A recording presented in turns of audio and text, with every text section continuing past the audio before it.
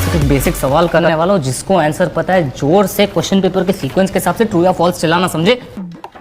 अनमोल sir, sir मुझे आपको बताना था कि आप कितने अच्छे टीचर हो। ट्रू भाई, सही बोलता है। True true true true true true true true sir, true true. क्या तुम लोग भी सब बच्चे लोग। सर आप लाखों में एक हो। फॉल्स। अबे सर आप करोड़ों में एक हो। Sir false.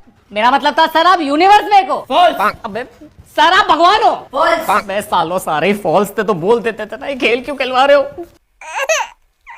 सर ये मैंने सुना है सर कि आप स्टेशन पे आंटियों को छेड़ते हो। ट्रू। अबे सर मैंने ऐसा नहीं बोला था, हरामी बच्चे बोल रहे थे ऐसा। फॉल्स। अबे